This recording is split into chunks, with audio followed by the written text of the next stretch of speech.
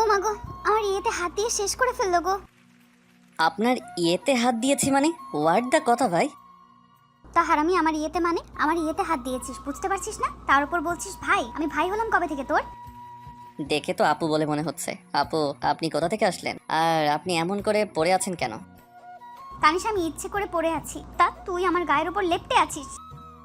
কিন্তু আমার তো মনে হচ্ছে আমি কোনো আটার বস্তার উপর পড়ে আছি। এত নরম তুলতুল মনে হচ্ছে। আচ্ছা, আপনারও কি তাই মনে হচ্ছে? আর আপনি আমার এতটা কাছে কেন?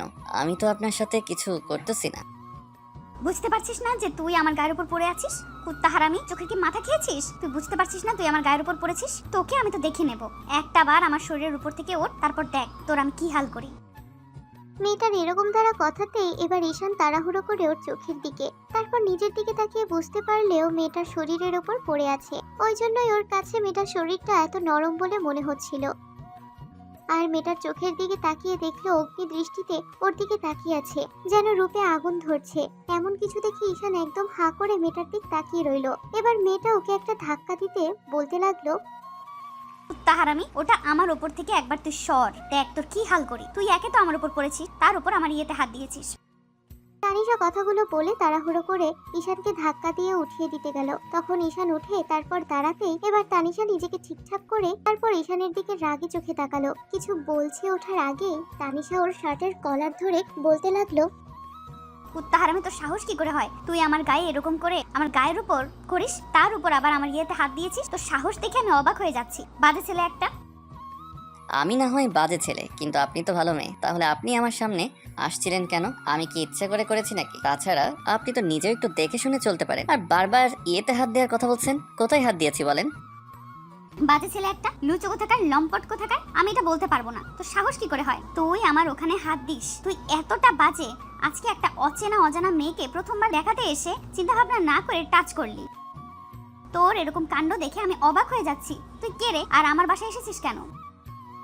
জি, আমি আপনার বাসায় আসতে যাব কেন? আমি তো আমার আব্বুর বন্ধুর বাসায় এসেছি। তাহলে আপনি এমন করে বলছেন কেন? এমন না যে আপনাকে আমি জোর করে আমার সামনে এনেছি আর আপনি পড়ে গেছেন। আপনি তো নিজে থেকে আমার সামনে এসেছিলেন, তারপরে এমন ধাক্কা খেয়ে পড়ে গেলেন। আপনাকে আমি বলতেছি যে আপনি একটু দেখে শুনে চলতে পারেন না? আমি না হয় তারার উপর ছিলাম, কিন্তু আপনি তো দরজা খুলে দিয়ে সরে যেতে পারতেন। সেটা না করে এমন করে হুটহাট করে উল্টো আরো আমার সামনে চলে আসলেন। এটা তো আপনার দোষ, আমার তো নয়। তাহলে এখন বারবার শুধু আমাকে বাজে বাজে কথা বলছেন কেন? তোদের মতো ছেলেকে আমার চেনা আছে। সুন্দরী মেয়ে দেখলে এই গায়ের উপর ঢলে পড়তে ইচ্ছে করে, তাই না? আমি কি সেটা জানি না মনে করেছিস? আরে বাবা, আপনি যে সুন্দরী আপনাকে কে বললো? দেখতে তো ভূতের মতো। আপনি কি দেখতে পেতনিদের মতো, রাক্ষসের মতো চোখ? তারপর আর কি বর্ণনা দেবো ভেবে পাচ্ছি না। তার উপর আপনি বলছেন আপনি সুন্দর। আপনি নিজেকে কি মনে করেন? বিশ্ব সুন্দরী? কখনোই না। আপনি যতটা সুন্দরী নিজেকে মনে করেন অতটাও কিন্তু নয়। তাই ভেবে চিন্তে কথা বলবেন। আর সেই তখন থেকে আপনি আমাকে ইনসাল্ট করে যাচ্ছেন। তবে রে হারামজাদা, তুই কি বললি? তুই পেতনি, রাক্ষসের মতো চোখ আমার। তুই ইনসাল্টের কি দেখেছিস? সবে তো মাত্র শুরু। একে তুই তানিশার গায়ের উপর পড়েছিস, তার উপর আবার এমন করে আমার সাথে রাগ দেখাচ্ছিস। তোর এই রাগের গুষ্টি ষষ্ঠী পুজো করে ছেড়ে দেবো, তারপর বুঝতে পারবি আমি কে। তোর সাহস কি করে হয় তুই হুটহাট করে আমার গায়ের উপর পড়িস? আজীব তো, আমি কি আপনাকে ইচ্ছে করে গায়ের উপর পড়েছি? আর আপনি বারবার একই কথা বলছেন। এমন করে বলছেন মনে হচ্ছে যে আমি জোরপূর্বক আপনাকে নিজের উপর নিজের নিচে ফেলে দিয়েছি। আর যার জন্য আপনি এমন করে রাগ দেখাচ্ছেন। আপনি কি একটুকু বুঝতে পারছেন না যে আমি ইচ্ছা করে করিনি? তারপরও শুধু বারবার আমার সাথে রাগ দেখাচ্ছেন। তুই ইচ্ছে করেই করেছিস, আমি কি সেটা জানি না মনে করেছিস? তোদের মতো ছেলেদের চরিত্র সম্পর্কে আমার জানা আছে। সব সময় শুধু ধান্দায় থাকবে মেয়েদের শরীরে কিভাবে টাচ করা যায়। আর শেষ পর্যন্ত কিনা কুত্তা তুই আমার ইয়েতে। বারবার এই ইয়ে জিনিসটা কি যদিও পড়ে থাকি আপনার গায়ের উপর, তাহলে বেশ করেছি। তারপরও এই ইয়েতে ইয়েতে করবেন না। যেটা বলতে পারবেন না সেটা নিয়ে বারবার কথা এগোবেন না। যত সব। তানিশা কিছু বলতে যাবে এরকম মাঝে ওর আব্বু আম্মু আসলো। তখন ঈশানকে দেখে ওরা কথা বলতে শুরু করলো। তানিশা অবাক হয়ে রইলো। তখন ঈশান বলতে লাগলো, আব্বু আম্মু, তোমরা এই বাজে ছেলেকে চেনো? ও কে বলো তো? ওকে এইভাবে বাসার মধ্যে ঢুকতে দিল কে? এইভাবে হুটহাট করে বাসার মধ্যে ডেকে উল্টাপাল্টা কাজ করতে শুরু করে দিয়েছে। কেন রে মা, ও কি এতটাই বাজে ছেলে যার জন্য তুই ওকে এরকম ভাবে বলছিস? ও তো খুব ভালো ছেলে। তাছাড়া দেখ, ও কত সুন্দরভাবে আমাদের সাথে কথা বলছে। আর ও কি আজকে এ বাসায় আসছে? ও তো প্রায় আমাদের বাসায় আসে, কিন্তু তুই তো বাসাতে ছিলি না। তাহলে তুই বুঝতে পারছিস না যে ও আমাদের বাসায় আসে প্রায়? আগে যদি জানতাম এরকম একটা বাজে ছেলে এই বাসাতে আসে। তুমি জানো কি করেছে? কি এমন করছে যার জন্য তুই ওকে এরকম ভাবে বাজে কথা বলছিস? আর বল তো কি হয়েছে? আমি তো কিছুই বুঝতে পারছি না। আর ঈশান কি হয়েছে, রেগে আছে কেন? আঙ্কেল, এটা তোমার মেয়েকে জিজ্ঞেস করো। তোমার মেয়ে এমন করে আমার সাথে সিন ক্রিয়েট করতেছে কেন? আমি কি খুব বেশি অন্যায় করে ফেলেছি? তাহলে বলো, আমি চলে যাচ্ছি। তারপর এরকম করে যেন আর অপমান না করে। তোমার মেয়ে শুধু আমাকে অপমান করেই যাচ্ছে। আমি কি এতটাই বাজে ছেলে যার জন্য তোমার মেয়ে আমাকে এমন করে অপমান করছে? এক কথা দুই কথাতে সবার মাঝে এক প্রকার ঝামেলা পেকে গেল। তানিশা ঈশান প্রায় হাতাহাতি পর্যায়ে চলে গেল। তখন ঈশান আর কোনো উপায় না পেয়ে রাগ করে বাসা থেকে বেরিয়ে গেল। আর তানিশার আব্বু আম্মু বারবার ওকে ডাকতে লাগলো। তখন তানিশার আব্বু বলতে লাগলো, সবকিছুতেই তোর বাড়াবাড়ি। ছেলেটা না হয় তোর গায়ের ওপর একটু অনিচ্ছাকৃত ভাবে পড়ছে, তাই বলে তুই ওকে এমন ভাবে অপমান করবি? তুই জানিস ওর আব্বুর সাথে আমার কত ভালো বন্ধুত্ব, আর তুই কিনা শেষ পর্যন্ত ওকে এমন ভাবে বাসা থেকে বের করে দিলি। এরপর ওর আব্বুর সাথে আমি কিভাবে দিয়ে দাঁড়াবো? আর ওকে যদি বাসায় আসতে বলি, আর কখনো বাসায় আসবে বল? সে আসতে হবে না, বাজে দুশ্চরিত্র ছেলে কোথাকার। ওই ছেলেটার সাথে তোমার বিয়ে ঠিক হয়ে আছে, আর তুমি কিনা ও কেমন করে অপমান করলে। ওর আব্বু যদি এগুলো জানতে পারে তাহলে কতটা বেশি কষ্ট পাবে জানো? তোমার আব্বু আর ওর আব্বু ঠিক করে রেখেছিল যে তাদের ছেলে মেয়ে বিয়ে হবে। ওই জন্য দুজনকে অনেক আগে থেকেই এই কথাগুলো চালিয়ে যাচ্ছে। আর তুমি যবে থেকে বাসায় আসছো, তোমার সাথে দেখা করার জন্য পাগল হয়েছিল। তার জন্য আজকে আমরা ওকে বাসায় ডেকেছিলাম, কিন্তু তুমি যে ওকে বাসায় আসার পর এরকম করে অপমান করবে সেটা ভাবতে পারিনি। আম্মু কি বলছো? ও ঈশান মানে ও সেই ছেলে যাকে কিনা আমি ছোটবেলায় দেখেছি আর যার সাথে ছোটবেলায় খেলা করেছি? হ্যাঁ, ওর সাথে তোমার বিয়ে ঠিক হয়ে আছে, আর তুমি কিনা ওকে এমন করে অপমান করলে, আর শেষ পর্যন্ত কিনা বাসা থেকে বের করে দিলে।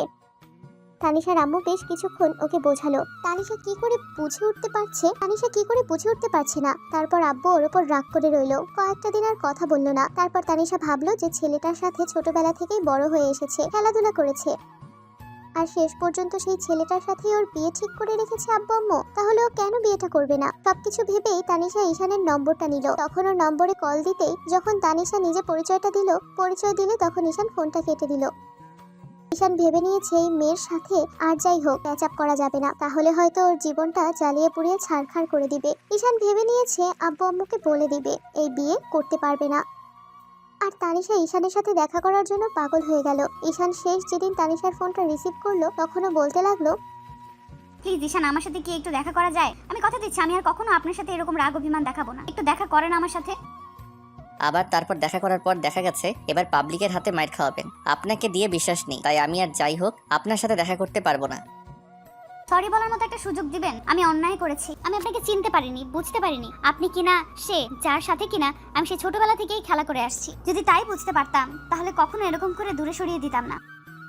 প্লিজ আপনি আমাকে একটা বার সুযোগ দিন একটু কথা বলার। ঈশান অনেক ভাবনা চিন্তা করে তারপর একটা সময় হ্যাঁ বলে দিল। পরদিন বিকেলের দিকে ঈশান একটা নদীর পাড়ে চলে আসলো। এসে দেখলো তানিশা আগে থেকেই দাঁড়িয়ে আছে। তখন ঈশান এসে ওর পেছনে দাঁড়িয়ে বলতে লাগলো, জি বলুন, কি বলবেন?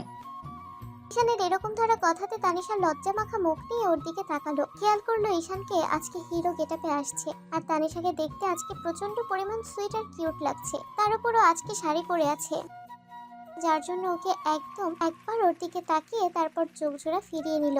ভাবলো হয়তো আবার কি নাকি বলতে শুরু করে দিবে, তাই ঈশান আর দেরি না করে মাথা নিচু করে বলতে লাগলো, বলুন কি বলবেন। তাছাড়া আপনি বারবার রিকোয়েস্ট করেছিলেন বলেই আমি আসলাম। বলে এরকম করে চুপ করে থাকার মানে কি? আপনি বলুন আমাকে কি বলবেন। আমি এখানে বেশিক্ষণ দেরি করতে পারবো না, কারণ আপনাকে বিশ্বাস করতে আমার ভয় লাগে। যদি আবারও সেদিনকার মতো এখানে অপমান করতে শুরু করে দেন। এত ভয় পান আমাকে? তাছাড়া আমি কি তখন আপনাকে চিনতে পেরেছিলাম নাকি যে এরকম করে আবারও অপমান করব? চিনতে পারতাম সেদিন আপনাকে কিছু বলতাম না। আজব, কারণ কি বলেন তো? এরকম করে বলছেন যার জন্য মনে হচ্ছে যে আপনি যদি আমাকে আগে চিনতেন তাহলে এরকম করে অপমান করতেন না। ঈশানের এরকম ধরা কথাতে তানিশা প্রচন্ড পরিমাণে লজ্জা পেয়ে ওর দিকে তাকিয়ে তারপর মাথাটা নিচু করে নিল। তখন ঈশান বুঝতে পারলো না ঘটনাটা কি, তাই বারবার জিজ্ঞেস করতে লাগলো। তখন তানিশা ওর দিকে কিছুটা এগিয়ে আসলো। ঈশান অবাক হয়ে গেল। তারপর ওর দিক থেকে কিছুটা সরে যেতে গেলে তখন তানিশা বলতে লাগলো, আপনি কি শুনেছেন আপনার সাথে আমার? কি শুনবো? তোমার সাথে আমার কি আর কিসের কথা বলছো তুমি? আরে বাবা, আপনি শোনেননি? আপনার সাথে আমার বিয়ে ঠিক হয়ে আছে। আব্বু আম্মু আগে থেকেই আপনার আব্বু আম্মুর সাথে কথা বলে রেখেছে, আপনার সাথে আমার বিয়ে দেওয়ার জন্য ঠিক করে রেখেছে। তাহলে আপনি কি সেটা জানেন না, নাকি না জেনে শুনে সেদিন আমাদের বাসায় গিয়েছিলেন? জানি, তাছাড়া জানলেই বা কি এখন? আর এগুলো নিয়ে কথা বলে লাভ কি? আপনি তো যে রাগী আর জেদি, যদি তাতে মনে হয় না এই বিয়েতে রাজি হবেন। তাছাড়া আপনি যেমন করে বারবার এসব করতে শুরু করেছেন তাতে আমাদের সম্পর্ক নাই। এগুলোই ভালো, তাতে হয়তো আপনি কখন আমার সাথে ভালো থাকতে পারবেন না। আর আপনি যত রাগী আছে একটা মেয়ে সামান্য দেখা হওয়ার পরে আপনি এমন করে আমাকে যেমন করে অপমান করেছেন, তাতে হয়তো কখনোই আপনি আমার সাথে থাকতে পারবেন না। সবসময় শুধু আপনার সাথে ঝামেলা লেগেই থাকবে। ওরকম বিহেভ করার জন্য সরি। আমি কি জানতাম নাকি তুমি আমার সেই খেলার সাথে, যাকে কিনা আমি ছোটবেলা থেকে এত ভালোবেসে আসছি আর এত বেশি পছন্দ করি? কিন্তু যদি জানতাম তাহলে কি এরকম করে রাগে অভিমান দেখাতাম বলো? মানে কি বলতে চাইছো কি তুমি? হ্যাঁ, আমি বিদেশে পড়াশোনা করলেও তোমাকে কখনোই ভুলিনি, কিন্তু জানতাম না তুমি আমার সেই খেলার সাথে, যাকে কিনা আমি এমন করে সেদিন ওরকম ইনসাল্ট করেছি। তাছাড়া তুমি যদি একটাবার বলতে তুমি আমার সেই ভালোবাসা, যাকে আমি ছোটবেলায় রেখে গিয়েছিলাম, তুমি বলেছিলে যাই হয়ে যাক না কেন একদিন আমরা এক হব, আর সেটাই হয়েছে। কিন্তু আমি তো তোমাকে ভালোবাসি না। আমি তো চাই না তোমার সাথে আমার বিয়েটা হোক, কারণ তুমি আমার সাথে থাকতে পারবে না। তুমি যেমন রাগী আর জেদি মেয়ে, তাতে কখনোই আমার সাথে ভালো থাকতে পারবে না। সবসময় শুধু আমার সাথে ঝামেলা লেগেই থাকবে। ঈশানের এরকম ধারা কথাতে তানিশা আর একবার অসহায় দৃষ্টি ওর দিকে তাকিয়ে তারপর এগিয়ে এসে ওর বুকের দুপাশে হাত রেখে বলতে লাগলো, থাকতে পারবে তো সত্যি আমাকে ছাড়া? একটুও ভালোবাসো না আমাকে? আমি তো ভেবেছিলাম তুমি আমাকে মনে রেখেছো, কিন্তু জানতাম না যে বড় হবার সাথে সাথে তুমি স্মৃতিগুলোকে ভুলে পেছনে রেখে এসেছো সেই ছোটবেলাতে। আচ্ছা ঠিক আছে, তোমাকে আর আমাকে ভালোবাসতে হবে না। আমি অন্যায় করেছি তোমাকে সেদিন অপমান করে, তার জন্য সরি। আর আজকের পর আর আমাদের দেখা হবে না। তানিশা কথাগুলো বলে চলে যেতে গেলে ঈশান ওর একটা হাত ধরে টান দিয়ে নিজের বুকে এনে ফেললো, তারপর কোমরে জড়িয়ে ধরলো। তাই ওর দিকে তাকিয়ে রইলো। তখন ঈশান ওর মুখে একটা জোরে সোরে ফো দিল। সাথে সাথে তানিশা চোখ মুখ জোড়া কুচকে নিল, আর ঈশান ওর কপালে আলতো করে ঠোঁট জোড়া লজ্জায় একদম লাল হয়ে গেল, আর ওর বুকে ভালো করে জড়িয়ে ধরে বুকে মুখ লুকালো। আর ঈশান ওকে দুহাতে শক্ত করে জড়িয়ে ধরে বলল, আই লাভ ইউ পাগলি। I love you too. আমাদের দেওয়া গল্পটি যদি আপনাদের ভালো লেগে থাকে তাহলে একটি লাইক করুন। আরও নতুন নতুন গল্প পেতে চ্যানেলটি সাবস্ক্রাইব করে বন্ধু হয়ে আমাদের পাশে থাকুন। ধন্যবাদ সবাইকে।